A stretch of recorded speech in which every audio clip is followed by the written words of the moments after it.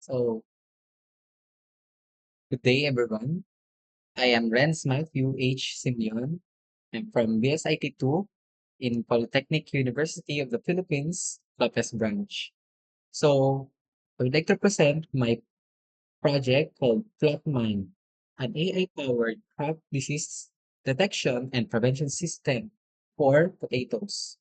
So, alam naman po natin na yung mga magsasaka is hindi sila techy, wala sila masyadong gadgets. Kaya most of the time is nahihirapan silang ma-identify ng mga diseases, threats, or ano pa mang puwedeng makasira ng kanilang mga tinanim. So, itong Plotmine is ito yung puwede mag-bridge nung gap na yun. Siya ang puwedeng makatulong sa mga magsasaka para maagap nilang masolusyonan yung mga problemang kinakaharap nila kagaya ng mga peste. So, unang-una sa lahat, dito mainly nanggagaling ang mga data natin. So, una i-scan nila itong mga halaman nila, ife-frame nila dun sa loob nung rectangle para ma-scan ng maayos ng system. So, after ma-scan ni system, pupunta na siya sa AI diagnosis niya. So, dun niya sasabihin anong klaseng sakit ito o peste ba ito. Tapos, malalaman mo din kung accurate ba yung diagnosis niya. Dun mo malalaman kung dapat mo bang pagkatiwalaan yung diagnosis ng AI, nung system na ginawa para sa iyo. Tapos siyempre meron pa ng ibang detalye kagaya ng kung saan ito nakalagay yung halaman na yun, tsaka kung kailan ni-scan yung halaman. And of course, kung gusto mo ulitin, pwede mo ulitin dito. Tapos pwede mo, kung okay ka na, edi pwede ka nang mag-log and mag-view ng recommendation guide. So, dito muna tayo pumunta sa dashboard. Sa web sa web app, sa desktop, so ito yung unang makikita ni admin or ng user. So, yung dashboard, dito makikita yung summary ng lahat ng data niya for the past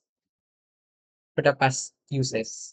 So, eto merong active farm alerts dito, may scan start today, et cetera. Overall farm health, tapos weekly infection rate trend, tapos radar ng mga peste.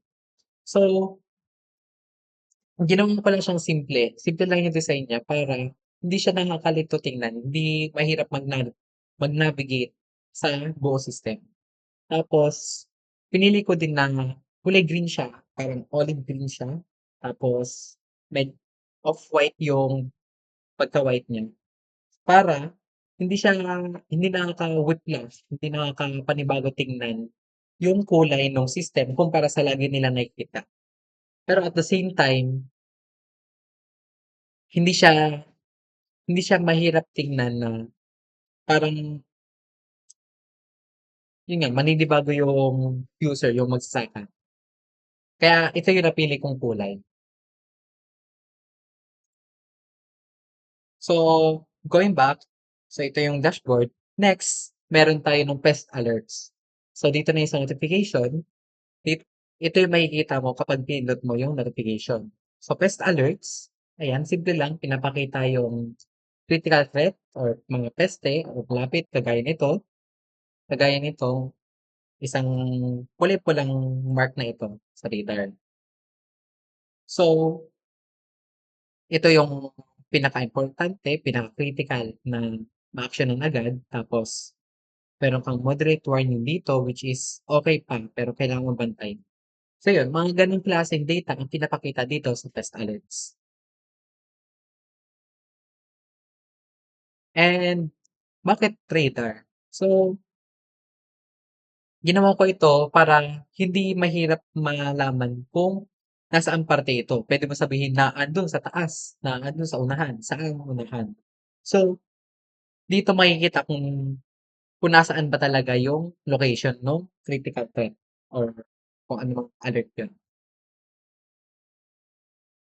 So next yung crop monitor reports. So dito na papasok yung mga data na nanggaling dun sa scans na kinuha ng mga magsasaka kanina gamit yung mga mobile app nila, gamit yung mga mobile phones. So ayan, meron kang total scans, tapos threats, and data. Data kung alin, kailan at saan, um, ano yung diagnosis sa kanya ni AI, gaano ka-accurate si AI, status, na-action na ba ito, hindi pa, binabantayan ba, gano'n. Mga gano'ng data makikita dito sa page na ito, sa crop monitoring reports. Then kung kulang ka sa detalye, eh, di siyempre meron tayong view details dito. 'Pag pinindot mo 'yan, pupunta ka na dito kasunod um, sa ating treatment remediation o disease remediation protocol for example, late blight. So, sa late blight, ayan, may mga steps dito kung anong mga puwedeng gawin kasunod. I-che-check ito ni user para malaman kung na-action na ba, kung nagawa na ba. Tapos manual lang ito. Manual itong che-checkan para na madaling ma-track. So gano'n, hindi siya mahirap gamitin kasi para na rin sa kanila para hindi makaabala sa farm work nila masyado. Kasi nga supposedly dapat tutulong ito sa kanila. Ngayon, once na ma-checkan na 'yan, okey na, mark as complete. Sorry, mark as complete. Or kung kailangan nila ng tulong nung nasa desktop, send to all mobile devices para may kanya-kanya silang checklist, makita nila, ma-track nila kung ano nangyayari. Dito sa kaliwa meron ditong mga farm threats. Mga examples pa lang 'yan, sample lang 'yan. So, yung pula, ayan, critical alert siya. Yellow, warning or bantayan mo siya. Green, okey lang or naresolba na. Gano'n ang Gano'n ang meaning nitong mga colors na ito. So next is farm status and analytics. Dito, ito na yung mga data na nanggaling sa crop monitor, sa scans, sa logs.